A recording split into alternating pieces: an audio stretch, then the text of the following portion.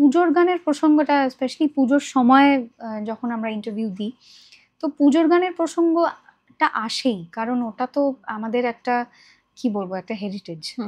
তো এবং বাঙালি শিল্পী হিসেবে আমার মনে হয়, কিন্তু again it becomes a very কি বলবো মানে পুরো পুরো বিষয়টাই অনেকটা কনজিউমার ড্রিভেন, তো সারা বছরই আমাদের গান বেরোচ্ছে। তো আলাদা করে পুজোর সময় মানুষ কেন অপেক্ষা করবে পুজোর গানের জন্য? কারণ এখন তো ওভারডোজ অফ কন্টেন্ট না, তো মানুষের তো সেই খিদেটা তৈরি হতে লাগবে একটা কিছুর জন্য অপেক্ষা করার জন্য। কোনো অপেক্ষা বলে কোনো জিনিসই তো নেই এখন।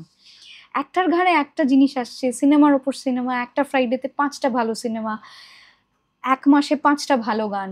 5টাটা কম বলছি, আরো বেশি। ভালো গান কি খারাপ গান জানি, কিন্তু রিলিজ হচ্ছে। তো সেই কারণে there is no anticipation, there is no wait. তো অ্যান্টিসিপেশনটা না থাকলে ওরকম জিনিস আর মানে শিল্পীদের পক্ষেও প্রডিউস করাটা, মানে মিউজিক লেবেলদের একটু এগিয়ে আসতে হবে। পুজোর গান যদি তারা রিভাইভ করে এই কালচারটা, বাংলায় যারা কাজ করছে সেই মিউজিক কোম্পানিরা যদি রিভাইভ করবে তারা তখনই যখন তারা সেটার মধ্যে বিজনেস পোটেনশিয়াল দেখবে।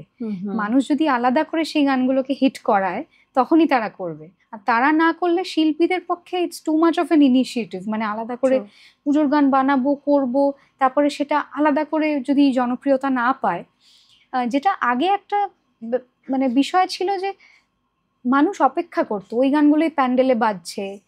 এখন to get those songs to that platform, মানে নতুন গানকে হিট করানো, এটা একটা সাংঘাতিক প্রসেস, মানে ভীষণ লং রান একটা ব্যাপার। তো ওই জন্য সবার পক্ষেই খুব ডিফিকাল্ট হয়ে যায়। মানে মানে যারা শুনছে তাদের কাছেও এত জিনিস আছে শোনার, তো ওই জন্য পুজো বলে আলাদা করে গান রিলিজ করার এখন খুব মাহাত্ম্য আছে কিনা আমার বলা মুশকিল।